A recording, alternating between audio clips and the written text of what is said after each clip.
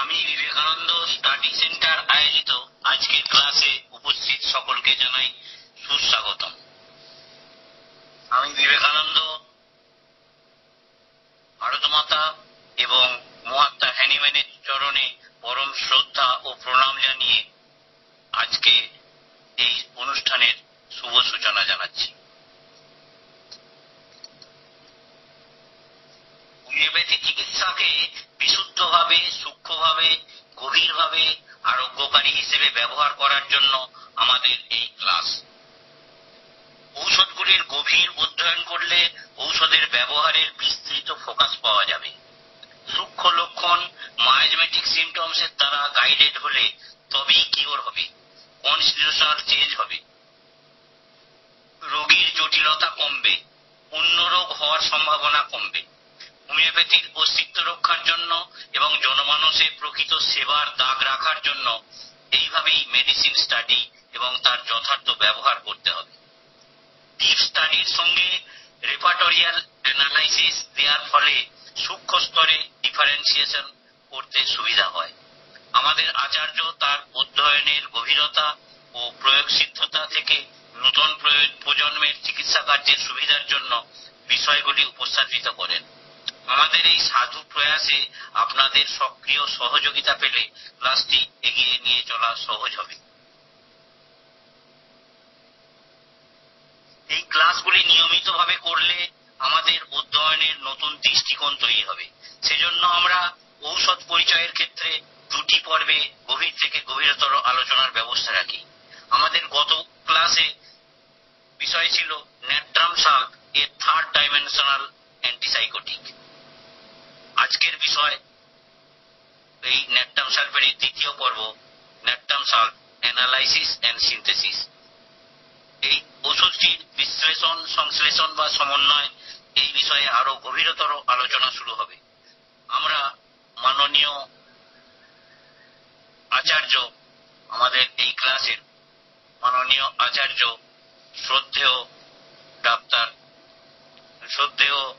Doctor Ashis Kumar Mondal, তার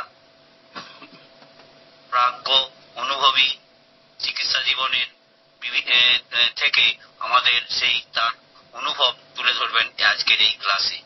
আসুন আমরা মাননীয় আচার্যের কাছ থেকে তার সুদীর্ঘ শ্রদ্ধায় ও অভিজ্ঞতালব্ধ ফল আরো একবার অনুধ্যান করি গভীর এই সুগভীর ক্রিয়াশীল ঔষধ ন্যাট্রামসালফের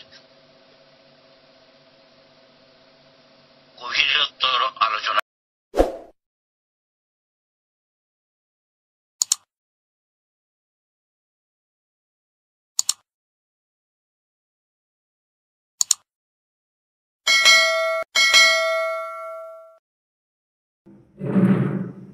ओम नमः श्री ज्योतिराजाय विवेकानंदशूरये सच्चित्सुख स्वरूपाय स्वामिने तापहारिणे। আজকের এই ক্লাসে উপস্থিত আমার প্রিয় সঞ্চালক সুভাষিত পাঠক এবং এই ক্লাসের ব্যবস্থাপক ডাক্তার অর্পণ চৌধুরী এবং উপস্থিত সমস্ত চিকিৎসক, ছাত্রছাত্রী এবং মা বোনেদের সকলকে প্রীতি, শুভেচ্ছা ও সশ্রদ্ধ নমস্কার জানাই। আমার প্রিয় সঞ্চালক একটি গুরুত্বপূর্ণ বিষয় শুরুতেই বলেছেন, সেটা হলো যে যদি আমরা প্রকৃতপক্ষে রোগের আরোগ্য চাই এবং যাতে অন্যান্য রোগগুলি সহজে মানুষের শরীরেতে প্রভাব বিস্তার না করতে পারে, তাহলে আমাদের অ্যান্টিমায়াজমেটিক পলিক্রেস্ট ওষুধগুলির ব্যবহারের প্রতি অধিক যত্ন দিতে হবে। আর ঠিক সেই কারণের জন্য এই ক্লাসেতে আমরা অ্যান্টিমায়াজমেটিক পলিক্রেস্ট রেমেডিগুলির আলোচনা করার চেষ্টা করি। একটা জিনিস মনে রাখতে হবে, যদি আমরা কোনো ওষুধের একটি দুটি লক্ষণ নিয়ে চিকিৎসা শুরু করি বা চিকিৎসা করি, তাহলে সেখানে সিমটম রিমুভ হবে, আমরা সিমটম কভারার হব, কিন্তু কোনো ক্রমেতেই আমরা আরোগ্যকারী চিকিৎসক হিসাবে নিজেদের প্রতিপন্ন করতে পারবো না। এবং হোমিওপ্যাথির যে বিশুদ্ধ হোমিওপ্যাথির যে বিশেষত্ব বা মাধুর্য, সেটাও আমরা জনগণকে দিতে পারবো না। সেই কারণের জন্যই প্রতিটি ওষুধের গভীর অধ্যয়ন করা দরকার। তার বিভিন্ন ক্ষেত্রে বিভিন্ন জায়গাতে যে ছায়া রয়েছে, সেই ছায়াগুলি আমাদের প্রত্যক্ষ করা দরকার। অলিক টেস্ট ওষুধ মানেই, অ্যান্টিসাইকোটিক ওষুধ মানেই, তারা অ্যান্টিসাইকোটিক বা অ্যান্টিমায়োজমেটিক ওষুধ মানেই তারা মানুষের মোরলেস সমস্ত সিমটমগুলোতেই প্রভাব বিস্তার করবে এবং প্রত্যেকটি জায়গাতেই তার বৈশিষ্ট্য রাখবে। সেজন্য প্রত্যেকটি ওষুধ খুব থ্রেডবেয়ার ডিসকাশন যদি করা যায়, তাহলেই আমরা তার সামগ্রিক চেহারাটা দেখতে পাব। আর যে চিকিৎসক কোনো একটি ওষুধের সামগ্রিক চেহারাটা দেখতে পান বা অধ্যয়ন করেন, তিনি কোনো রোগীর মধ্যে তার আংশিক ছবি দেখতে পেলেও সেই সামগ্রিকতা খুঁজে বার করতে পারবেন এবং চিকিৎসা কার্যেতে সফলতা পাবেন। একথা আমি বারবার ধরেই বলি, সেটা হলো যে পিওর হোমিওপ্যাথি তো করতেই হবে, কিন্তু পিওর হোমিওপ্যাথি করাটা বড় কথা নয়। বড় কথা হলো পিওর হোমিওপ্যাথি করে আপনাকে সফলতা নিয়ে আসতে হবে, সাফল্য অর্জন করতে হবে, তবে চিকিৎসক জীবনের সার্থকতা এবং মানব সমাজ চিকিৎসক হিসাবে আর আপনাকে মনে রাখবে। সেই কারণের জন্যই আমরা ওষুধগুলির গভীর আলোচনা শুরু করেছি। আজকে আমরা বিষয় রাখব natrum sulph analysis and synthesis. গত ক্লাসেতে আমরা নেট্রাম সালফের psychotic character, general view, cardinal features এই সম্বন্ধে ওভারঅল একটা আইডিয়া দেওয়ার চেষ্টা করেছি। আজকে আমরা চাইব যে প্রত্যেকটি সিস্টেমের মধ্যে নেট্রাম সালফের কী লক্ষণ আছে, তার কি বিশেষত্ব আছে, এবং এই নেট্রাম সালফের রেপার্টোরিয়াল ম্যাপিং বা রেপার্টোরিয়াল ওয়ার্ক, যার মধ্য দিয়ে আমরা নেট্রাম সালফকে আরও পিকুলিয়ারলি চিনতে পারবো, তার গ্রেডেশন কতটা রয়েছে, তার সিমটমগুলোর ইভ্যালুয়েট করতে পারবো এবং খুব সূক্ষ্ম স্তরে ডিফারেন্সিয়েশন করতে পারবো। আমরা যে ডিফারেন্সিয়াল মেটিয়ামেটিকা বলি, কম্পারেটিভ মেটিয়ামেটিকা বলি, সেটা আরও অনেক বেশি সূক্ষ্ম হবে, আরও অনেক বেশি ভালো হবে যদি আমরা মেটিয়ামেটিকা স্টাডির সাথে রেপার্টোরিয়াল স্টাডিটা করতে পারি। আর শেষকালে আমরা যেটা করব, এই যে এত অ্যানালিটিক স্টাডি করলাম, এত থ্রেডবেয়ার ডিসকাশন করলাম, কিন্তু থ্রেডবেয়ার ডিসকাশন করেও যতক্ষণ পর্যন্ত না সমস্ত সিমটমসগুলোকে দিয়ে একটা মালা তৈরি করতে পারছি, একটা নোটেশন তৈরি করতে পারছি, ততক্ষণ পর্যন্তটা ওষুধটার কিউরেটিভ মুভমেন্ট এফেক্ট করা তৈরি করা যাবে না। এই কথাটা বলার তাৎপর্য আছে।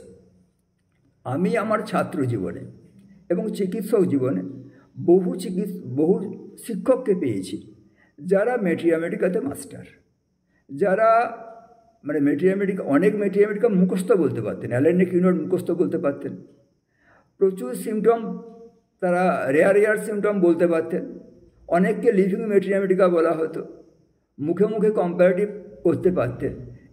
সত্ত্বেও চিকিৎসা করতে গিয়ে তারা কিন্তু একটি দুটি সিমটমকে বা রেয়ার সিমটমসকে টার্গেট করে ওষুধ প্রয়োগ করতেন। ফলে কি হতো, তারা সিমটম কভারার হতেন, কখনোই আরোগ্য করতে পারতেন না। কিন্তু আরও কিছু চিকিৎসককে আমার চোখে দেখা সম্ভব হয়েছে বা তাদের কাজ দেখা সম্ভব হয়েছে।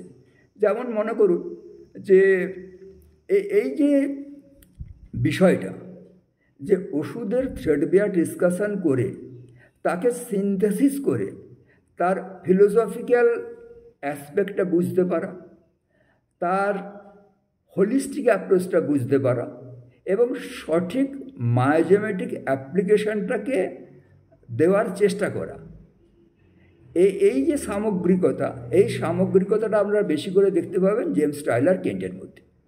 অনেক ডাক্তার আছেন, তাদের প্রচুর কন্ট্রিবিউশন আছে ম্যাথমেটিকাতে, ওষুধ পরিচয়ের ক্ষেত্রে প্রচুর কন্ট্রিবিউশন আছে, তার জন্য আমরা তাদের কাছে নতমস্তক। কিন্তু এত সত্ত্বেও যে সামগ্রিকতা, কিউরেটিভ মুভমেন্ট স্টার্ট করার যে বিষয়টা, সেটা কিন্তু জেমস টাইলার কেন্ট, তারপরে তার যে ফলোয়ার আছেন সেই সমস্ত ফলোয়াররা, এরকম ধরনের যারা ফিলোসফিক্যাল অ্যাপ্রোচে ম্যাথমেটিকা পড়িয়েছেন তারা বেশি করে বলেছেন। আমাদের ইদানিং আমাদের এখানেতে বাংলাতে জি দীর্ঘাঙ্গী, নীলমণি ঘটক, আমার বস্তুতভাবে দেখার সুবিধা হয়েছিল ডক্টর জে.এন. কাঞ্জিলাল, বিশ্বনাথ সেনগুপ্ত, বৈদ্যনাথ সাহা, যাদেরকে দেখেছি আমি যে ম্যাথমেটিকা একটা আত্মস্থ করা, মানে ওষুধ পরিচয়টাকে সঠিকভাবে বুঝতে পারা। ফলে কি হয় না, কোনো সামান্য একটা লক্ষণ দেখতে পেয়েছেন, কিন্তু সেই সামান্য লক্ষণটাকে দেখেই তাকে সামগ্রিকভাবে যে বুঝে নিয়ে সেই ওষুধটা প্রয়োগ করতে হবে, এইটা কিন্তু শুধু ম্যাথমেটিকা মুখস্থ করলে হবে না, একটা ড্রাগ কনসেপশন তৈরি করতে হবে। সেই জন্য আমার সঞ্চালক প্রথমেই বলেছেন যে এর জন্য দুটো জিনিস দরকার। প্রথম দরকার হলো যে গভীর অধ্যয়ন, আর দ্বিতীয় বিষয় হলো প্রয়োগসিদ্ধতা। ওই ওষুধ দুটি প্রয়োগ করে আমি সফলতা অর্জন করেছি। যতক্ষণ পর্যন্ত না একটা ওষুধ প্রয়োগ করে আপনি সফলতা অর্জন করবেন, ততক্ষণ পর্যন্ত ওই সিমটমসটা আপনার কাছে ভেরিফাইড হলো না, এবং আপনার কাছে যখন ভেরিফাইড হবে তখন বুঝতে হবে যে ওটা আমার হাতের জিনিস হলো। তো সেই কারণের জন্য আজকের বিষয় হলো যে natrum sulph analysis and synthesis. তো নেট্রাম সালফের বিশেষত্ব যেটা আমরা বলেছি, এটা অ্যান্টিসাইকোটিক ড্রাগ। এর হাইড্রোজেনেট কনস্টিটিউশনের কথা আমরা বলেছি, এর বিলিয়াস কনস্টিটিউশনের কথা বলেছি। কিন্তু এই যে হাইড্রোজেনেট কনস্টিটিউশন, এর যে সাইকোটিক ডায়াথেসিস, এই যে বিলিয়াস কনস্টিটিউশন, এইটা বিভিন্ন সিস্টেমেতে কীভাবে আর এফেক্ট ফেলে, সেজন্য প্রথমেই আমরা ধরে নিয়েছি মাইন্ডকে, যেহেতু আর মন হলো সবচেয়ে সূক্ষ্মতম বিষয়, আর মনে যে সিমটমসগুলি আসে সেইগুলি বেশিরভাগ ক্ষেত্রে ইন্ডিভিজুয়ালাইজিং সিমটমস।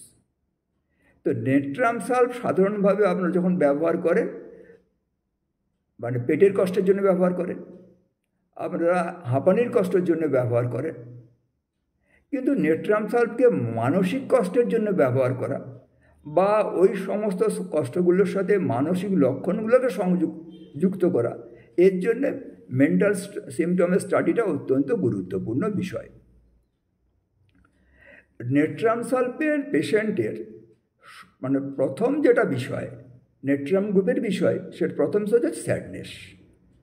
সব বিষয়েদের দুঃখ, এ সবসময় মরজ, ইনক্লাইন টু উইপ, জীবনেতে বাঁচার ইচ্ছে নেই, loathing of life, satiety of life, full of depression, full of negative thoughts.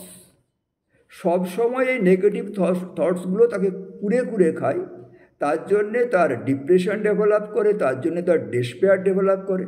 সেজন্য সে কারোর সাথেই মিশতে চায় না, কারোর সাথেই চলতে চায় না, কোনো কনভারসেশন করতে চায় না, কারোর সাথে কথাও বলতে চায় না, এবং সে চায় যে তার সাথে কেউ কথা না বলুক।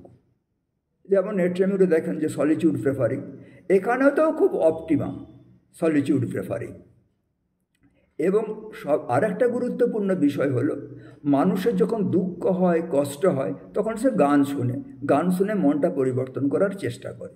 কিন্তু নেট্রাম সালফে বলা হচ্ছে কি না, নেট্রাম সালফে বলছে মিউজিক স্যাডেন্স হিম, মানে মিউজিকের জন্য তার মেলানকোলিয়া ডেভেলপ করে, মিউজিকের জন্যে তার উইপিং ডিসপোজিশন ডেভেলপ করে। সেই জন্য কী করে না, তার সে যে ঘরেতে থাকে সেই সময় যদি কোনো তার আত্মীয় এসে আর টিভিটা চালিয়ে দেয় বা রেডিওটা চালিয়ে দেয়, সে সঙ্গে সঙ্গে সেটা বন্ধ করে দেওয়ার চেষ্টা করে। কারণ প্রচুর ডিপ্রেশন বাড়ে গান শুনতে শুনতে। আর ফিউচার সম্বন্ধে প্রচুর অ্যাংজাইটি। আর এই যে ডিপ্রেশন, এই যে অ্যাংজাইটি, এই যে ডেসপেয়ার, এগুলো সবচেয়ে বেশি হয় কখন না? সকালবেলা। রাতটাও হতে পারে, কিন্তু ঘুম থেকে ওঠার পর সেটা বেশি হয়। আর সেখানে একটা সুন্দর মোডালিটি রয়েছে নেট্রাম সালফার, যে যদি কোনো কারণে একটু লুজ মোশন হয়ে যায় তাহলেতে তার এই ডেসপেয়ারটা কমে যায়, তার মধ্যে চেয়ারফুলনেস ডেভেলপ করে। এবং যদি ব্রেকফাস্ট করে, ব্রেকফাস্টের পরেতেও তার এই মেন্টাল কন্ডিশনটা অনেক ইমপ্রুভ করে। ডায়রিয়া ব্রেকফাস্টে বাড়ে নেট্রাম সালফেট, কিন্তু তার মেন্টাল সিমটমটা আর ডায়রিয়া হলে এবং ব্রেকফাস্ট করলে তার কষ্টটা কমে যায়। আর এই ডিপ্রেশনটা যখন প্রলং হতে শুরু করে, এই ডিপ্রেশনটা যখন গভীর হয়, উইলের লেটেস্ট লেয়ারটাকে টাচ করার চেষ্টা করে, তখন তার মধ্যে সুইসাইডাল ডিসপোজিশন ডেভেলপ করে। অনেকেই বলেন যে সেই সুইসাইডাল ডিসপোজিশন ডেভেলপ করার কারণটা হলো সিফিলিস। হ্যাঁ, এর মধ্যে সিফিলিটিক সিমটম আছে, কিন্তু সাইকোসিসের একটা বিশেষত্ব হলো যে সে কিন্তু চেষ্টা করে to resist it, to protect it, to prevent it. সেজন্য নেট্রাম সালফের মধ্যে সুইসাইডাল টেন্ডেন্সি প্রচুর পরিমাণে রয়েছে, suicide by hanging, suicide by shooting. কিন্তু পেশেন্টরা যেটা এসে বলে যে এই যে সুইসাইডাল ইম্পালস আমার মধ্যে প্রচুর পরিমাণে আসছে, আমাকে অনেক চেষ্টা করে একে রেজিস্ট করতে হয়, রেস্ট্রেন করতে হয়, তাহলে আমি সুইসাইডাল টেন্ডেন্সিটাকে প্রিভেন্ট করি। তার মধ্যে এইটা হলো সাইকোটিক ক্যারেক্টার। সাইকোটিক ক্যারেক্টারের মধ্যে সব জায়গাতে দেখবেন যে খুব অ্যাক্টিভিটি আছে, অ্যাক্টিভ হয়ে আছে। সেটা সে মাস্ক করার জন্য হোক, সে এড়িয়ে চলার জন্য হোক, সেটা সে প্রলিফারেশন করার জন্য হোক, ফেব্রিকেশন করার জন্য হোক। সেই জন্যে নেট্রাম সালফ এখানে সুইসাইডাল টেন্ডেন্সি থাকা সত্ত্বেও এতটা হাই সাইকোটিক বিষয়ের মধ্যে রয়েছে।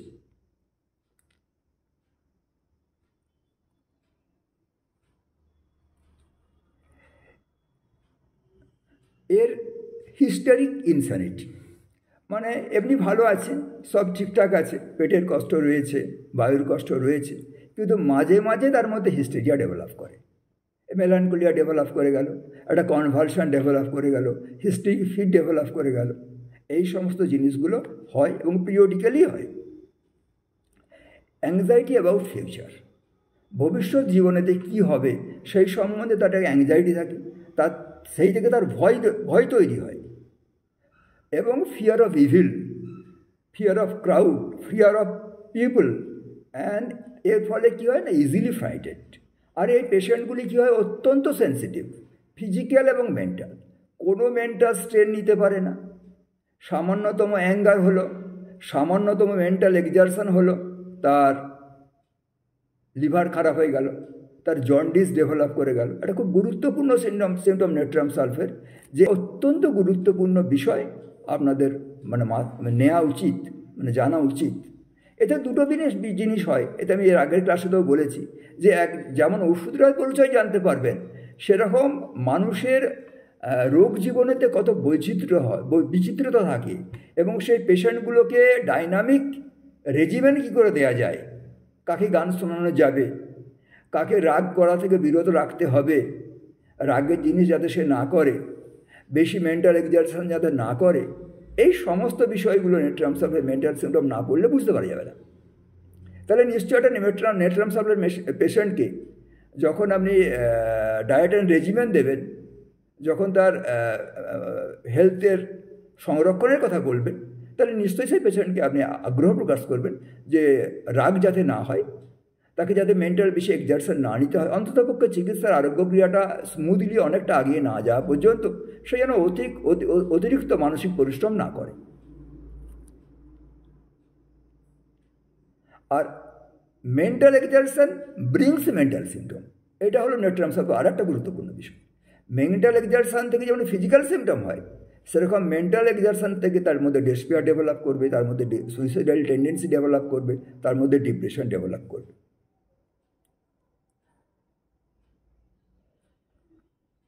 এই নেট্রাম সালফের পেশেন্টের আপনারা জানেন যে নেট্রাম গ্রুপ মানে হেডেক থাকবে। এই নেট্রাম সালফের পেশেন্টের হেডেকের সাথে ম্যানিয়া, হেডেকের সাথে হিস্টেরিয়া, এই সমস্ত সিমটমসগুলো ডেভেলপ করে। ডায়রিয়ার সাথে সুইসাইডাল টেন্ডেন্সি, একটা ক্রনিক ডায়রিয়া, তার সাথে সুইসাইডাল টেন্ডেন্সি। আর এই সমস্ত বিষয়গুলোকে যদি আপনি কোরিলেট করেন, তাহলে একটা গুরুত্বপূর্ণ পজিটিভ ফ্যাক্টর এখানে প্লে করে। সেটা হলো যদি হেড ইঞ্জুরির পরেতে কোনো পেশেন্টের মধ্যে ইনসানিটি ডেভেলপ করে, যদি হেড ইঞ্জুরির পরেতে কোনো পেশেন্টের মধ্যে ডিপ্রেশন ডেভেলপ করে, ডেসপেয়ার ডেভেলপ করে, নেগেটিভ থটস ডেভেলপ করে, তাহলে আপনি অবশ্যই একবার চিন্তা করবেন নেট্রাম সালফের কথা। তাহলে head injury, anger, exertion of mind, এগুলি সবই মেন্টাল এবং ফিজিক্যাল সিমটমসগুলোকে অ্যাকসেন্চুয়েটেড করে, সেটা নেট্রাম সালফের ক্ষেত্রে। এবং যদি ডায়রিয়া হয়, যদি ইভাকুয়েশন অফ ফ্ল্যাটাস হয়, যদি ইরাকটেশন হয়, তাহলে এই সিমটমগুলো টু সাম এক্সটেন্ট একটু রিলিফ বোধ করে। এইটা হলো মোটামুটি নেট্রাম সালফের মানসিক স্থিতি। তাহলে একটা নেট্রাম সালফ পেশেন্ট, আপনি নেট্রাম সালফ প্রেসক্রিপশন করবেন, কখনোই আপনি মানে ভাববেন না যে খুব চেয়ারফুল পেশেন্ট, খুব হাসি খুশি পেশেন্ট, সে নেট্রাম সালফ হিসাবে আপনার কাছে আসবে। তাহলে যখন একটা অ্যাজমাটিক কন্ডিশান দেখবেন, যখন একটা ডিসপেপটিক কন্ডিশান দেখবেন, তার সাথে যদি এই মেন্টাল অ্যাটিটিউড থাকে, তবেই নেট্রাম সালফটাকে ফোকাস করতে সুবিধা হবে। তা না হলে নেট্রাম সালফকে ফোকাস করতে পড়াটা খুব কঠিন হয়ে যাবে। সেখানে হতে পারে শুধু ডায়রিয়াটা কমে গেল, বা শুধু হয়তো একটা অ্যাজমাটিক এপিসোড কমে গেল, কিন্তু কনস্টিটিউশন, এই যে বলা হচ্ছে কেন্ট শুরু করলে যেটা কনস্টিটিউশনাল মেডিসিন, কনস্টিটিউশনাল মানে মায়াজেমেটিক ডিসক্রেসিয়ার জন্য তার যে শরীর মনকে সামগ্রিকভাবে যে একটি পরিবর্তন তৈরি হয়ে গেছে, সেই পরিবর্তনটাকে ব্রেক করে তাকে পূর্বের অবস্থাতে ফিরিয়ে নিয়ে আসা, রেস্টোরেশন অফ হেলথ করা, আর এবং সেলফ প্রিজার্ভেশন করা, to protect the future diseases, এটা যদি করতে হয় তাহলে কিন্তু এই সিমটমসগুলো সব একসাথে নিয়েই কাজটা করতে হবে। পেশেন্ট এসে বলবে না, কিন্তু যেহেতু আপনার ওষুধটা সম্বন্ধে গভীর অধ্যয়ন আছে, তাহলে যদি সে ডিসপেপসিয়াই বলে, তখন আমি ওই তার ডিসপেপসিয়া নেচারটা যদি নেট্রাম সালফের মতন হয়, তাহলে নিশ্চয়ই এই জায়গাগুলোর খোঁজ আপনাকে করতে হবে। করলে কিন্তু আপনি ফিক্স আপ করতে পারবেন। যতক্ষণ পর্যন্ত না এই analytical study of natrum sulph আপনি করতে পারবেন, ততক্ষণ কেস রেখেও পাঠাতেও আপনি ভালো আগাতে পারবেন না, আপনার ইন্ট্রোডাকশানটাও ভালো হবে না, এবং ফিক্সেশন অফ সিমটমসটাও হবে না। তো এই রকম আমরা বহু কেস দেখেছি, যেখানেতে তার বাড়ির লোক এসে বলে না, তিনি এসে বলেন না, তিনি হয়তো শুধু ডায়রিয়ার কথা বলেছেন, তো তিনি শুধু হয়তো নেজাল ক্যাটারের কথা বলেছেন, কিন্তু যখন তার ওই পিকুলারিটিগুলো দেখার ফলে আমরা পিছনের দিকে যাওয়ার চেষ্টা করেছি, যখন কেসটা নেওয়ার পরে তার সাইকোটিক ব্যাকগ্রাউন্ডটা দেখেছি, যে সেখানেতে কন্ডাইলামেটার পরেতে, সেখানেতে গনোরিয়ার পরেতে, সেখানেতে ফ্যামিলি হিস্ট্রিতে রিউমেটিজমের পরেতে, সেখানে ফ্যামিলি হিস্ট্রিতে নিউমোনিয়া, অ্যাসমা পরেতে তার এই সিমটমসটা ডেভেলপ করেছে। তো সেইখানেতে আমরা সাইকোটিক হিন্ট আর কী আসতে পারে, কোন সাইকোটিক ড্রাগগুলোর কী কী বৈচিত্র্য থাকতে পারে, সেইগুলো যখন খোঁজ করব, তখন এই নলেজটা না থাকলে আমরা সেই খোঁজটা নিতে পারবো না, এবং সেইভাবে শুধু অ্যান্টিসাইকোটিক ড্রাগ হিসাবে বললে হবে না। যেমন মনে করুন যেখানেতে হেরিডিক্যাল সাইকোসিস রয়েছে, সেই সমস্ত পেশেন্টেতে যদি অ্যাসমা ডেভেলপ করে, তাহলে সেখানেতে 4টে ওষুধ খুব বেশি করে লাগে, এবং লাগা উচিত। লাগলেই তবে আপনি কিওর আশা করতে পারেন। ফুজা, মেডোইনাম, ব্যাসিলিনাম, নেট্রাম সালফ। কিন্তু কোনটা দেবেন, রুটিন প্রেসক্রিপশনে তো কোনো চান্স নেই। সেই জন্যই সিমটমসগুলো এত গুরুত্বপূর্ণভাবে বলার প্রয়োজন হয়ে পড়ে। দ্বিতীয় বিষয় যেটা হলো, সেটা হলো অ্যাবডোমেন, এর পেটের কষ্ট। এর মেন ফোকাসটা হলো নেট্রাম সালফের মেন ফোকাসটা হলো অ্যাবডোমেন। একটা নেট্রাম সালফের পেশেন্ট আপনি ওষুধ দেবেন, তার পেট খুব ভালো আছে, তার ডিসপেপসিয়া নেই, তার ডায়রিয়া নেই, তার ফ্লাচুলেন্স নেই, তার হাইপার অ্যাসিডিটি নেই, তার কনস্টিপেশন আছে, তার সঙ্গে প্রচুর হাইপার অ্যাসিডিটি অ্যান্ড ফ্লাচুলেন্স আছে, এইগুলো পেট ঠিক আছে, নেট ট্রান্সফার হতেই পারে না। এটা কিন্তু খুব ভালো করে বুঝতে হবে। সেজন্য প্রথমেই শুরু করা হয় যে এই পেশেন্টটা ইউজুয়ালি ডায়রিয়েটিক, কনস্টিপেশন আছে কিন্তু বেসিক্যালি পেশেন্টটা হলো ডায়রিয়েটিক। এই পেশেন্টটা সকালবেলা উঠবে, উঠে দাঁড়ানোর সাথে সাথে অথবা একটু চলাফেরা করার পরেতে আর দৌড়ে সে ল্যাট্রিনে যাবে এবং প্রচুর শব্দ করে ছড়িয়ে ছিটিয়ে সে পায়খানা করে, মানে loose stool, loose motion, gushing stool with noisy flatus, যেটা রেপার্টেরিয়াল ওয়ার্কেতে বলা হয় যে স্প্লাটারিং স্টুল, চারদিকে ছড়িয়ে ছিটিয়ে যাবে। এটা হচ্ছে প্যাথোগনমিক সিমটম। এটা নেট্রাম সালফেট একটা গুরুত্বপূর্ণ বিষয়। এবং যদি তার স্টুল না হয় তাহলে সে অস্বস্তি বোধ করে, স্টুল হয়ে গেলে সে অনেকটা মেন্টাল ফিজিক্যাল বেটার বোধ করে। আর একটা গুরুত্বপূর্ণ বিষয় হলো যে তার এই অ্যাবডোমেনের রামলিংয়ের জন্য, ফ্লাচুলেন্সের জন্য তার সবসময় মনে হয় এই বোধহয় তার ডায়রিয়া হবে, একটা ইম্পালস তৈরি হয়। কিন্তু কোনো কারণে যদি একটা ফ্ল্যাটাস পাস হয়ে যায়, যদি কোনো কারণে একটা ইরিটেশন হয়ে যায়, যদি কোনো কারণেতে পেটে চাপ দেওয়ার পরে উইন্ডটাকে ডিসপ্লেস করে দেওয়া হয়, তাহলে কিন্তু এই আর্জিং ফর স্টুলটা চলে যাবে। এটা নেট্রাম সালফেট একটা গুরুত্বপূর্ণ বিষয়। যেহেতু হাইড্রোজেনেটেড কনস্টিটিউশন, সেজন্য আর যে সমস্ত খাবারগুলো জলজ জায়গাতে উৎপন্ন হয়, বিভিন্ন ধরনের শাক, কচু, এমনকি মাছ পর্যন্ত, যার ওয়াটার কন্টেন্ট অনেক বেশি, সে যদি ড্যাম বেসমেন্টে বাস করে, ড্যাম জায়গাতে থাকে, যদি ড্যাম ওয়েদার হয়, তার এই ডায়রিয়ার সিমটমসগুলো বাড়ে। এই ক্রনিক ডায়রিয়া, সেই জন্য বর্ষাকালে এই ডায়রিয়া বৃদ্ধি পায়, আটামে বৃদ্ধি পায়, স্প্রিংয়ে বৃদ্ধি পায়। যখন ওয়েদার চেঞ্জ হচ্ছে, কোনো কারণেতে এয়ার কোল্ড হয়ে গেল, কোনো কারণে এয়ারেতে একটু ময়েশ্চার ঢুকে গেল, তাহলে সঙ্গে সঙ্গে এর ডায়রিয়া ডেভেলপ করে। এবং মর্নিং ডায়রিয়া সাধারণত এটা বেশি হয়। আর একটা বিষয় হলো, যখন এই পেশেন্টটা খুব ক্রনিক হবে, আমি এর আগের দিন একটা কেস বলেছিলাম, আমাদের মনে আছে, যখন এটা ক্রনিক হবে তখন কিন্তু এই ডায়রিয়া যত প্রলংড হবে, ডিসপাইসফিয়া যত প্রলং হবে, তার সঙ্গে কিন্তু এই ডিপ্রেশন এবং সুইসাইডাল টেন্ডেন্সিটা অ্যাকম্প্যানিড হবে। Rumbling in abdomen, rumbling in বয়েলস এবং সাডেন গাশিং, এটা নেট্রাম সালফেট একটা খুব গুরুত্বপূর্ণ বিষয়। রেপার্টারি যখন আমরা বলবো বা রেপার্টারি আমরা দেখবেন যে নেট্রাম সালফের ডায়রিয়া বাড়ার একটা গুরুত্বপূর্ণ জায়গা হলো এলিমেন্টস অফ ফেরিনেসিয়াস ফুড, মানে তন্ডুল জাতীয় খাবার, বিশেষ করে সাবু, রুটি, সুজি, বার্লি, এই সমস্ত খাবার খেলে diarrhoea. Cold food, cold drink খেলে ডায়রিয়া, পেস্ট্রি খেলে, রিচ ফুড খেলে ডায়রিয়া। আর ওই যে বললাম যে সমস্ত খাবারে ওয়াটার কন্টেন্ট বেশি রয়েছে, এখনকার দিনে যেমন তরমুজ, বিভিন্ন ধরনের বেশ রসালো ফল, শাক, সবজি, এই সমস্ত খেলেদের ডায়রিয়ার বৃদ্ধি পায়। তো ফ্ল্যাচুলেন্স, ডিসপেপসিয়া, হার্টবার্ন, ডায়রিয়া। আর যখন কেসটা একটু প্রগ্রেস করবে তখন কি হবে, তখন সে লিভারটা ইনভলভড হবে। লিভার ইনভলভ হলে কি হয় না, এ মেয়ার জন্ডিস থেকে cirrhosis of the liver, even cancer, সমস্ত ফেজগুলো ডেভেলপ করার ক্ষমতা নেট্রাম সালফে আছে। আমি প্রথমেই বললাম যে একটু মেন্টাল এক্সারশন হয়েছে বা কোনো কারণেতে বেশি রাগ হয়ে গেছে, সঙ্গে সঙ্গে জন্ডিস ডেভেলপ করলো। নিউরোটাল জন্ডিসও হয়, মা কোনো সময়তে বেশি রেগেছে, সে তারপরে বাচ্চাটির নিউরোটাল জন্ডিস হতে পারে।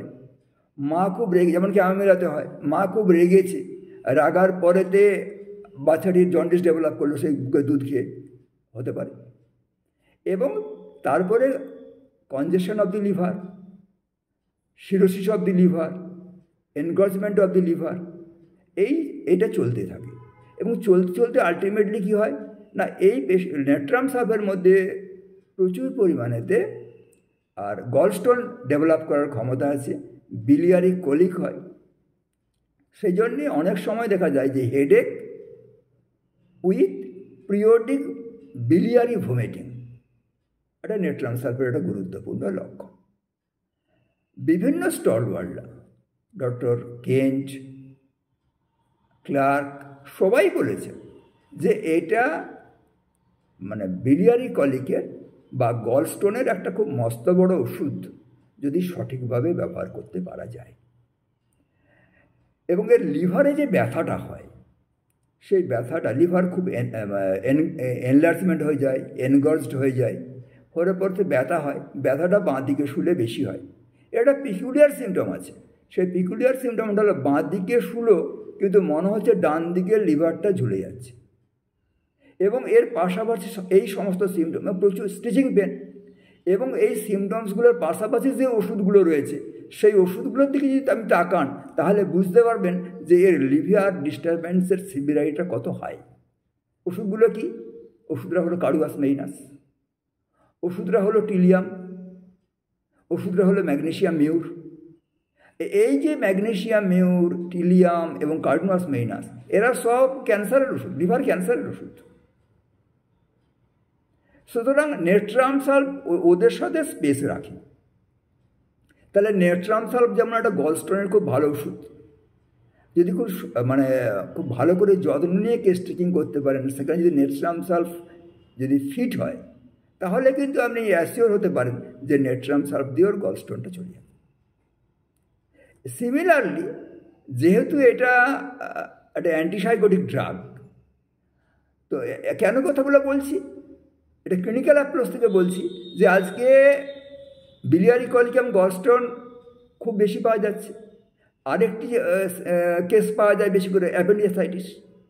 তো যেহেতু একটা সাইকোটিক ড্রাগ, আর অ্যাপেন্ডিসাইটিস যেহেতু সেকেন্ডারি সাইকোসিসের লক্ষণ, তো এইখানেতেও আর অ্যাপেন্ডিসাইটিস, প্রচুর অ্যাপেন্ডিসাইটিস এই নেট্রাম সালফ সারতে পারে, প্রোভাইডেড দ্যাট যে pain in appendix associated with diarrhoea.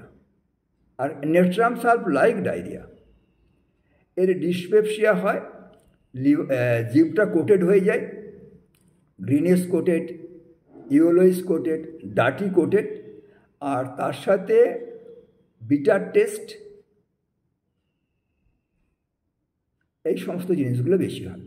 যেমন আমি আপনাদের বললাম যে লিভার প্রবলেমের কথা, যেমন অ্যাপেন্ডিসাইটিসের কথা বললাম, সেরকম অনেকেই বলছেন যে এটা ডিউডেনাল আলসারেরও একটা খুব ভালো ওষুধ। এবং সেখানে কি ডিউডেনাল আলসারের কমন সিমটমটা এখানে থাকে যে খেলে এর কষ্টটা কমে যায়। যেমন আয়োডিয়ামেতে আপনারা দেখবেন যে কোনো কষ্ট, যে কোনো অসুবিধা আর খেলে কমে যায়। নেট্রাম সালফের সাথে ওরকম একটা বিষয় আছে, বিশেষত তার যে মেন্টাল সিমটম, সেটা খেলে কমে যায়। এর ডাইজেস্টিভ প্রসেসটা অত্যন্ত স্লো। বাড়িতে সে সাধারণ রান্না হয় সেটা তার সহ্য হয় না, কেবলমাত্র সিম্পল খাবারগুলোই সহ্য হয়।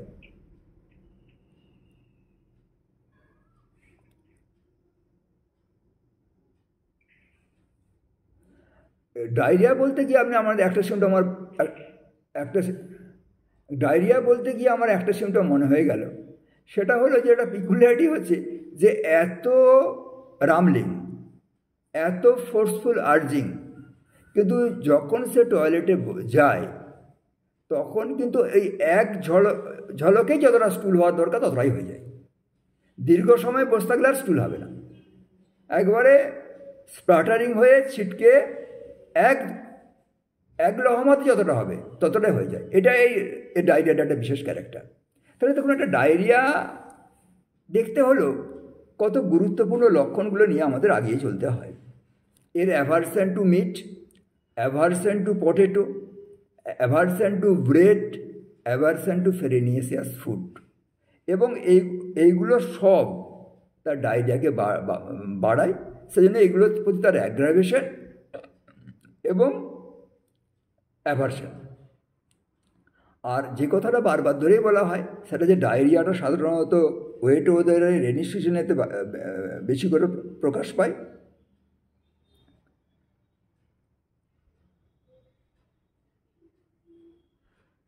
আর এখানেতে এর যে সিমটমগুলো রয়েছে, অ্যাবডোমিনাল যে সিমটমস রয়েছে, তার যে ফ্লাচুলেন্স রয়েছে, তার যে ইরাকটেশন অ্যামুলারেশন রয়েছে, ফ্ল্যাটাস অ্যামুলারেশন রয়েছে, তার সঙ্গে একটা গুরুত্বপূর্ণ মডারেট হচ্ছে 4 to 8 অ্যাগ্রাভেশন, একদম লাইকোপোডিয়ামের মতন, অথচ সুতরাং লাইকোপোডিয়াম নয়। Sweat on face after. তা এইভাবে আমরা আর তার অ্যাবডোমিনাল সিমটম বা লিভার ট্রাবলগুলো ভালো করে আমরা বুঝে উঠতে পারি। তারপরেতেই আমরা যদি বুঝি, এর আগের দিন আমরা বলেছি, কেন্ট নিজে বলেছেন যে সেরিব্রোস্পাইনাল ম্যানেঞ্জাইটিসের এটা একটা এপিডেমিক ওষুধ, যেখানেতে malarial district, malarial area, damp area, সেখানে যদি কোনো কারণেতে সেরিব্রোস্পাইনাল ম্যানেঞ্জাইটিস হয় তাহলে আর নেট্রামসাল খুব এফিকেশিয়াস হতে পারে।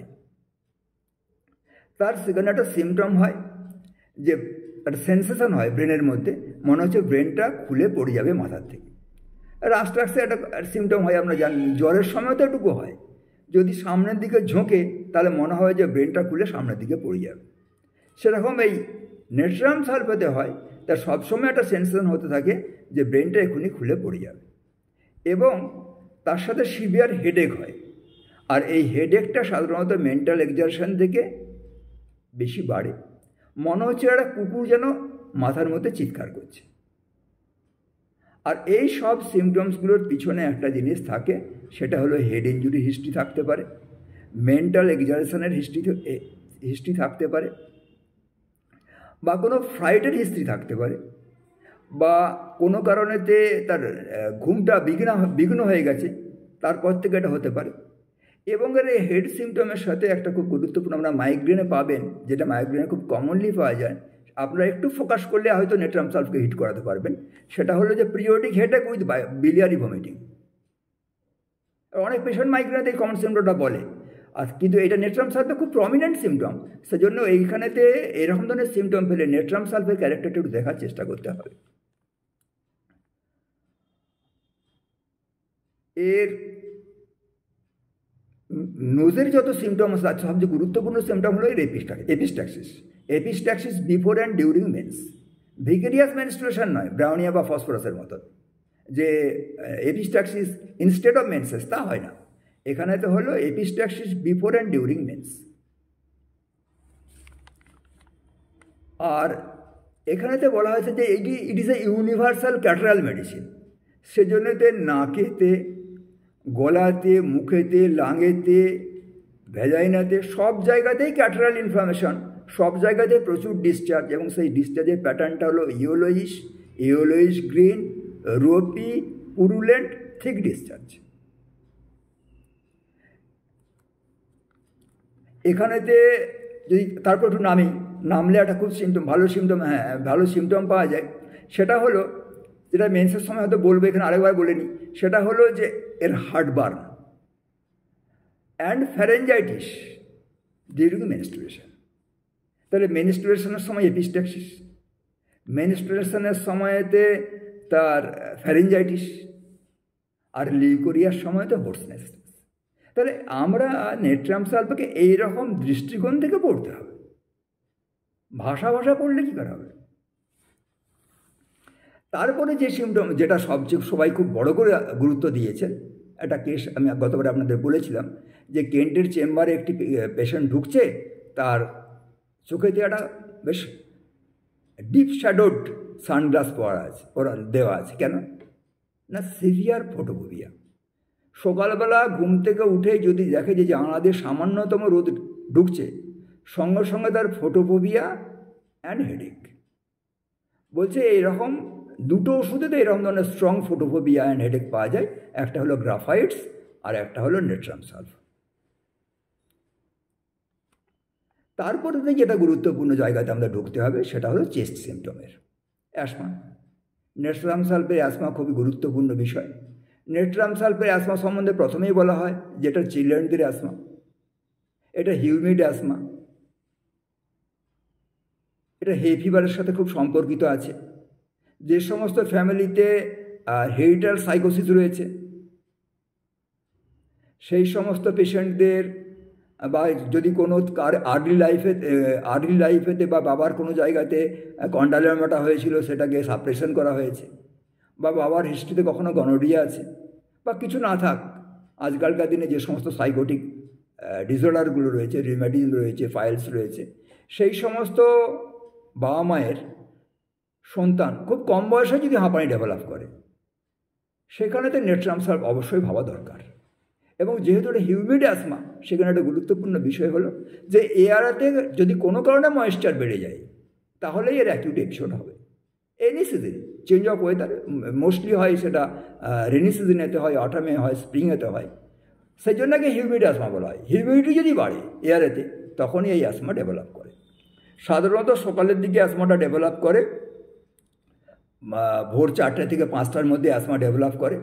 আর অ্যাসমা ডেভেলপ করে কি করে না, সে গভীর শ্বাস নিতে চায়, জোরে জোরে শ্বাস নিতে চায়, এবং ওপেন এয়ারেতে অ্যাম্বুলেশন পালসিন্ডারের মতো বদ্ধ ঘরে থাকতে চায় না, বদ্ধ ঘরে তার কষ্ট বৃদ্ধি পায়। এবং ও যদি চলাফেরা করে তাতে বরং একটু বেটার বোধ করে। আর অ্যাসমার সাথে অবভিয়াসলি এখানে লুজ কাপ থাকে, যেমন আমরা এপিকাকে পান, র্যাডলিং চেস্ট, ফ্লুয়েন্ট করাইয়া, ফ্লুয়েন্ট মানে এক্সপেক্টেশন, সেরকম এখানেতে থাকে। যার জন্য এখানেতে ব্রাউনিয়ার সাথে একটা কম্পেয়ার করা হয় যে এর যখন রাত্রেবেলা কাশি হয়, চেস্ট পেন হয়, প্লুরিসি হয়, স্টিচিং পেন হয়, তখন রাত্রেবেলা উঠে বসে এবং বুকটাকে চেপে ধরে, বুকটাকে উঠে বসে বুকটাকে চেপে ধরলে তবে একটু শ্বাস নিতে পারে, তবে একটু কাশতে পারে, যেটা ব্রাউনিয়াতে রয়েছে। কিন্তু ফান্ডামেন্টাল ডিফারেন্স উইথ ব্রাউনিয়া সেটা হলো কি না, ব্রাউনিয়া ইউজুয়ালি ড্রাই অফ, ব্রাউনিয়াতে এক্সপেকটেশনটা অনেক কম। কারণ ব্রাউনিয়াটা গুরুত্বপূর্ণ সিমটমটাই হলো যে সমস্ত যে কানেকটিভ টিস্যুগুলো রয়েছে সেগুলোকে ড্রাইনেস নিয়ে আসে, সেই জন্য তার জিভ শুকিয়ে যায়, তার সমস্ত মিউকাস মেমব্রেনগুলোতে ড্রাই, সিক্রেশনটা কম হয়ে যায়। আর এখানে হচ্ছে ফ্লুয়েন্ট ডিসচার্জ, সমস্ত ডিসচার্জগুলো মিউকাস ডিসচার্জগুলো অত্যন্ত বেড়ে যায়, greenish discharge, ropy discharge, viscid discharge, yellowish discharge, এই সমস্ত সিমটমসগুলো এর মধ্যে পাবেন। এর খুব নিউমোনিয়া হয়, সাধারণত সাইকোটিক পেশেন্টদের মধ্যে নিউমোনিয়া হওয়ার সম্ভাবনাটা বেশি, সাইকোটিক এবং টিউবারকুলার পেশেন্টদের মধ্যে নিউমোনিয়া হওয়াটা বেশি।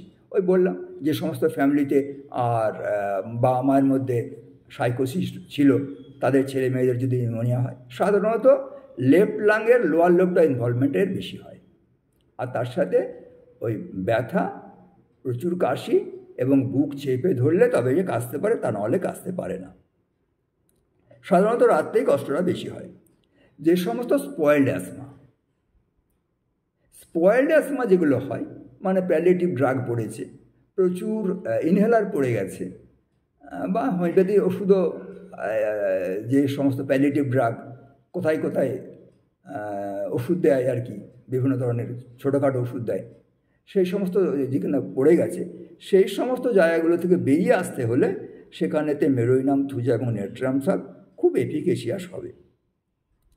আর যখনই কোনো রকম ঠান্ডা লাগবে এই পেশেন্টের মধ্যে আর অ্যাসমাটিক এপিসোড ডেভেলপ করবে।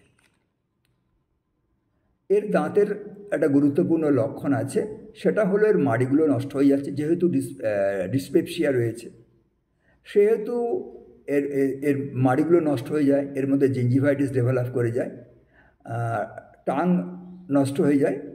আর তার সাথে যেটা গুরুত্বপূর্ণ বিষয় থাকে যে দাঁতে যে প্রচুর ব্যথা হয়, সেটা কিন্তু কফি এবং পালসিলার মতন ঠান্ডা যদি জল ধরে রাখে মুখের মধ্যে তাহলে এটা কমে, আর গরম জল দিলে সাধারণত এটা বেড়ে যায়, খুব অসুবিধা ডেভেলপ করে।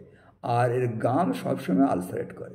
যেহেতু এর মধ্যে সিফিলিটিক কন্টেন্ট রয়েছে সেই জন্য দাঁত নষ্ট হয়ে যাওয়া, গাম নষ্ট হয়ে যাওয়া, নখ নষ্ট হয়ে যাওয়া, মানে এক্টোডার্মাল টিস্যুগুলো নষ্ট হয়ে যাওয়ার, পচে যাওয়ার, পিউট্রিফ্যাকশন হয়ে যাওয়ার, ডিস্ট্রাকশন হয়ে যাওয়ার টেন্ডেন্সি এর মধ্যে প্রচুর রয়েছে। আমরা যখন ক্রমশ নিচের দিকে নামছি ইউরিনের কথা বলি, যে আজকালকার দিনে যে সমস্ত কঠিন কঠিন রোগ পেচ্ছাবের সমস্ত রোগগুলো আর ঠিক করার ক্ষমতা কিন্তু নেট্রাম সালফের আছে। যদি নেট্রাম সালফের ফোকাসটা ঠিকমতো হয়, নেট্রাম সালফের কিউরেটিভ সিমটমসগুলো নিয়ে যদি কিউরেটিভ মুভমেন্ট শুরু করাতে পারেন। সুগার ইন ইউরিন, প্রচুর সুগার এবং লোডেড বাইল, ইউরিনের মধ্যে প্রচুর বাইল রয়েছে, পলিউরিয়া রয়েছে এবং লাইকোপোডিয়ামের মতন বিগ রেড সেডিমেন্ট, ফসফেট এর মধ্যে প্রচুর পরিমাণে থাকে।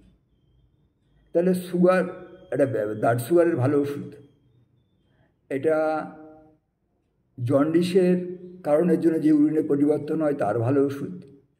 এই সিমটমসগুলো সব রয়েছে, জানা থাকতে হবে। তার সাথে সাথে সাইকোটিক ব্যাকগ্রাউন্ড থাকলে নেট্রাম সালফেট একটু খবর নিতে হবে যে নেট্রাম সালফেট কোনো ভালো ইন্ডিকেশনের মধ্যে রয়েছে কিনা, তাহলে আমি ফোকাস করবো, তাহলে কেসটা আগিয়ে নিয়ে যেতে পারবো। এর মেন্সের একটা বিষয় বলি, সেটা হচ্ছে এর copious menstruation, acrid menstruation, clotted menstruation আর খুব এক্সকরিয়েটিং মেনস্ট্রুয়েশন। আর সাধারণত প্রাইভেট পার্টগুলো বা থাইগুলো হেজে যায়। আর ওই যে বললাম দুটো কনকমিটেন্ট বললাম, যে epistaxis during and before menses এবং বার্নিং ইন ফ্যারিংস বা ফ্যারিঞ্জাইটিস ডিউরিং মেন্সেস। লিউকোরিয়ার ক্ষেত্রেও বলেছি আমি যে acrid leucorrhoea, greenish leucorrhoea, purulent leucorrhoea, excoriating leucorrhoea, leucorrhoea with hoarseness. যে সমস্ত কেসেতে আর গনোরিয়া নেগলেক্টেড হয়ে গেছে, আমি আগের দিনে বলেছি গনোরিয়া নেগলেক্টেড হয়ে গেছে, যেখানেতে কন্ডালোমাটা সাপ্রেশন হয়ে গেছে, সেই সমস্ত কেসে নেট্রাম সালফেটটা ভাবাটা খুব জরুরি। এর যেহেতু antipsychotic drug, plenty of rheumatic symptoms, প্রচুর রিউম্যাটিক সিমটমস, বেশিরভাগই কমন সিমটমস। যদি কিছু পিকুলিয়ার থেকে থাকে সেটা হলো কি, যে যখনই ব্যথা হয় he is compel to lie on back এবং মোশনেতে অ্যাবলারেশন হয়। যে কোনো ড্যাম্প ওয়েদার হোক বা কনস্টিপেশন যদি বেশি হয় তাহলে রিউম্যাটিজম বাড়ে, আর কোনো কারণে যদি ডায়রিয়া হয় তাহলে রিউম্যাটিজমটা কমে যায়। এর মধ্যে প্রচুর উইকনেস, ট্রেমলিং, ইন্টারনাল পালসেশন এবং হার্টের ক্ষেত্রেও দেখা যায় যে উইকনেসের কারণের জন্য, ইন্টারনাল ট্রেমলিংয়ের জন্য, প্যালপিটেশনের জন্য এ আলটিমেটলি ইডিমাও ডেভেলপ করতে পারে। যেহেতু লিভার কনজেশন হয়ে যায়, কনজেস্টিভ কার্ডিয়াক ফেলিউরের সিমটমের মধ্যে ডেভেলপ করতে পারে। আর খুব ভালো একটা, যেহেতু ওই যে বললাম সবসময় ড্যাম্প বেসমেন্টে যারা থাকে, ড্যাম্প ওয়েদারে যারা থাকে, ম্যালেরিয়া ডিস্ট্রিক্টে যারা থাকে, তাদের মধ্যে এই সিমটমসগুলো বেশি ডেভেলপ করে, সেই নিয়ে ম্যালেরিয়ারও খুব একটা ভালো ওষুধ।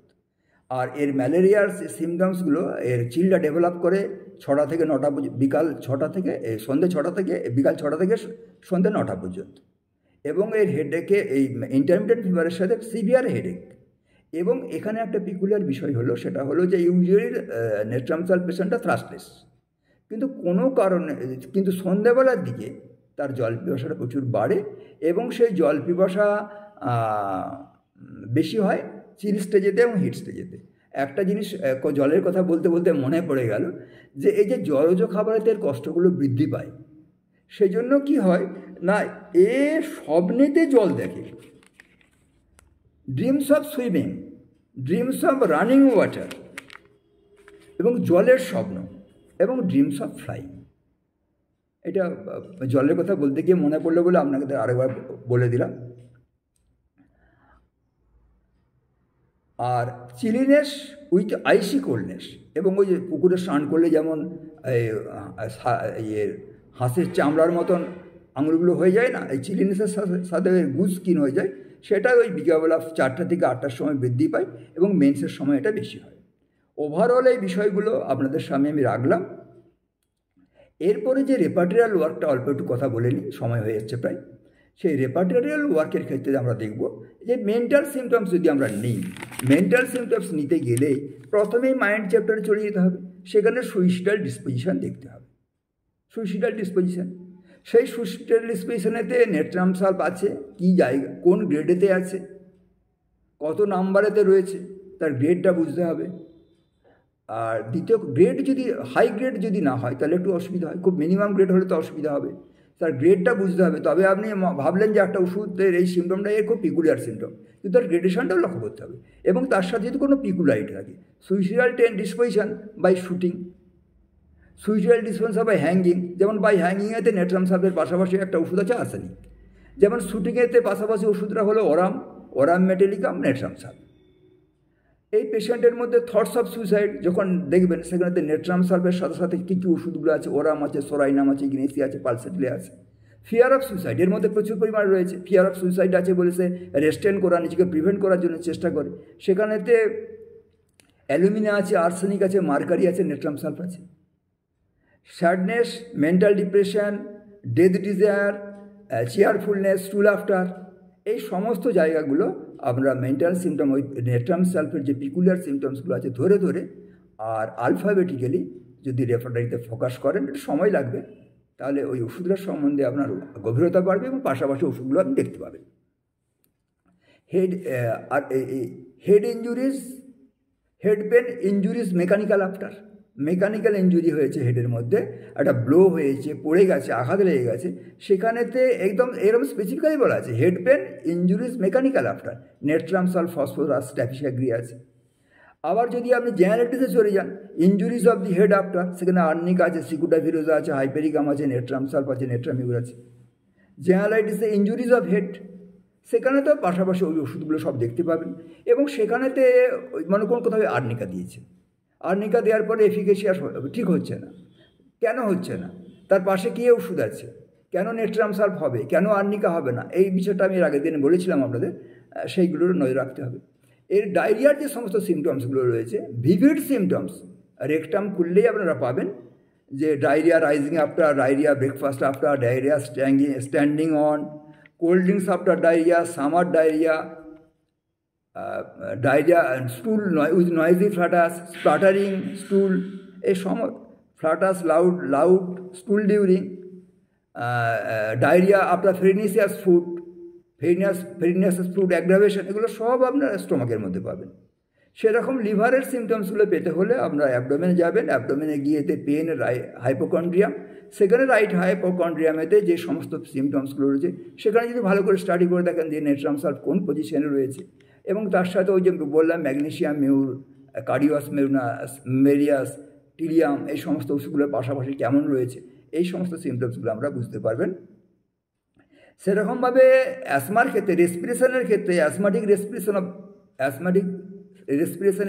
চিলড্রেন একদম স্পেসিফিক্যালি এরকম ওষুধ বলা দেওয়া আছে, খুব সুন্দর ওষুধ দেওয়া আছে, একদম পাশাপাশি ওষুধ আছে, ক্যামোমিলা আছে, ইপিকাক আছে, নেট্রাম সালফ আছে, স্যাম্বুগাস আছে। এই যে ক্যামোমিলা আছে, ইপিকাক আছে, নেট্রাম সালফ আছে, স্যাম্বুগাস আছে। এবারে কোন স্টেজেতে কোন সময়েতে এই ওষুধগুলো লাগবে, এইটা যদি আপনি ম্যাথমেটিক্যাল অ্যানালিটিক স্টাডি করার পরেতে যদি রেপার্টোরিয়াল মার্কিংটা করেন, তাহলে কিন্তু খুব সহজে আপনি একটা ডিফারেন্সিয়েট করতে পারবেন। আপনাকে স্পেসিফিক ওষুধ রুটিন প্রেসক্রিপশনের দিকে যেতে হবে না। তো এই সমস্ত বিষয়গুলো আমি ইন শর্ট ব্যাপারটা বললাম। এবারে সিনথেটিক স্টাডি মানে হলো যে এই যে এত অ্যানালিটিক্যাল স্টাডি করলাম, এই যে বিভিন্ন সিস্টেমের মধ্যে, বিভিন্ন অর্গ্যানের মধ্যে আমরা কি বললাম, তার প্যাথোলজি বললাম, এবং আমরা আজকে প্যাথোলজি বলার সাথে সাথে খুব গুরুত্বপূর্ণ বিষয় বলেছি, pathology with dynamic pathology, good pathology and dynamic pathology, pathology with পিকুলারিটি, pathology with individualisation. এইটা হলো সবচেয়ে গুরুত্বপূর্ণ বিষয়। এইগুলোকে যখন একটা সূত্রতে বাঁধবেন, যখন একটা মালা তৈরি করবেন, তখন যে জিনিসটা হবে সেই জিনিসটা হলো কি না, এর সমস্ত সিমটমের মধ্যে কি ফুটে উঠছে, কি বলতে যাচ্ছে, এই যে এত বড় গানটা গাইলাম, এর কি নোটটা কি, এর স্বরগ্রামটা কি না, সেটা হলো hydrogenoid constitution. Every feels disturbed in every change from dry to wet. যত ওয়াটার কন্টেন্ট জিনিস আছে তার সঙ্গে এক্সপোজার হলেই এর কনস্টিটিউশনটা ব্রেক করবে। পেশেন্টটা কিন্তু ডায়রিয়াটিক পেশেন্ট, এবং এই ডায়রিয়াটা কিন্তু স্প্লাটারিং ডায়রিয়া। এই পেশেন্টটা কিন্তু সব সময়তে ফ্লাচুলেন্ট পেশেন্ট, এবং যেখানেতে হেড ইঞ্জুরি আছে, যত রকমের ভ্যারাইটিস অফ সিমটমস থাকুক, যত রকমের বৈচিত্র্য থাকুক, তার পিছনে যদি হেড ইঞ্জুরি থাকে, তার পিছনে যদি মিসইউজ অফ কুইনাইন থাকে, তার পিছনে যদি ম্যালট্রিটেড ম্যালেরিয়া থাকে, তাহলে অবশ্যই এই ওষুধটা ভাবা দরকার। এবং তার সাথে এর যে জেনারেল মোডালিটি সেটাকেও একসাথে কনসাইড করতে হবে এবং আলটিমেটলি দেখতে হবে যে সব সিমটমের পিছনেতে, এই সিমটমের মধ্যেতে এবং সিমটমের পিছনেতে যেন সাইকোসিস কতটা আছে, কতটা গভীরে রয়েছে, সেই জায়গাটাকে যদি আমরা কভার করে নিতে পারি, তাহলে অ্যাকিউট এপিসোডের সাথে সাথে একটা ক্রনিক কনস্টিটিউশনাল চেঞ্জ আমরা এই ওষুধেতে আশা করতে পারব। তা না হলে আমরা পারবো না। চিকিৎসা করার অর্থটা কি না, রোগীরা বুঝবে আমাদের প্রয়োজনীয়তাটা, অর্থাৎ আমাদের পাটা ধরাতলে থাকবে। যদি কারো পাটা ধরাতলে থাকে, মাটির সাথে যুক্ত হয়ে থাকে, তাহলে তার পক্ষে আপরুটেড হওয়া সম্ভব নয়, তাহলে সে ডিপরুটেড হবে। তাহলে একজন চিকিৎসকের জীবনকে যদি ডিপরুটেড করতে হয়, তার চিকিৎসা বিদ্যাটাকে যদি বাঁচাতে হয়, তার সঠিক চিকিৎসা পদ্ধতিটাকে যদি সংরক্ষণ করতে হয় এবং প্রপাগেট করতে হয়, তাহলে এই ধরনের ক্লাসগুলিতে আর আমাদের সক্রিয় অর্থপূর্ণ যোগদান অবশ্যই দরকার। আপনাদের যদি উৎসাহ থাকে, আগ্রহ থাকে, প্রেরণা থাকে, তাহলেই তো আমরা উদ্দীপ্ত হয়ে বিষয়গুলো রাখতে পারি। আর এই কাজটা আমাদের করতে হবে। এই কাজটা ভালো করে চিকিৎসা যদি না করতে পারি, এই যে কিউরেটিভ মুভমেন্টকে যদি আমরা ফরওয়ার্ড করতে না পারি, তাহলে তো আমার চিকিৎসা জীবনেও তো ব্যর্থতা। চিকিৎসা বিদ্যাটা আমার কাছে থাকবে না, এটা চলে যাবে এবং মানুষের কল্যাণ তো হবে না। সেই জন্য মানুষের কল্যাণের কারণের জন্যই এক অধ্যয়নশীল জীবন, এক পরার্থপর জীবন, এক সেবাভাব জীবন, এক প্রেমপূর্ণ জীবন। আমাদের ক্লাসটা স্বামী বিবেকানন্দের নামে তো চলে, সেজন্য স্বামী বিবেকানন্দ খুব আমাদের কাছে আগ্রহ করেছেন। সেটা হলো যে come out my sisters and brothers, you are required to electrify the world. চরিত্র চাই। কীরকম চরিত্র? নিষ্কলঙ্ক, পরার্থপর, সেবাপূর্ণ এবং প্রেমদীপ্ত। যদি চিকিৎসা কাজটাকে খুব পজিটিভলি যেতে নেন, প্রেমপূর্ণভাবে নেন, মানুষের কল্যাণের জন্য, মানুষের দুঃখ নিবারণের জন্য নেন, তাহলে কিন্তু খুব স্ট্রেস লাগবে না, খুব কষ্ট লাগবে না। তখন আপনি অধ্যয়নশীল হতে পারবেন, তখন আপনি তপস্যা করতে পারবেন, সব কিছু করতে পারবেন। সেজন্য আপনারা আজকে যারা উপস্থিত আছেন, তারা সবাই মত বিনিময় কিছু করবেন। ক্লাস কীভাবে চলা উচিত, কোন দিকে ক্লাসটা আগিয়ে নিয়ে গেলে আমাদের সুবিধা হবে, এবং চিকিৎসক জীবনেতে আপনাদের কেমন সফলতা আসছে, এরমভাবে জানছি, বুঝছি, তাহলে সেই দিক থেকে এই ওষুধগুলোকে ব্যবহার করতে গিয়ে আমরা অধিক সফলতা পাচ্ছি কি না, সেই সম্বন্ধে মত বিনিময় করাও এটা আমাদের পক্ষে খুব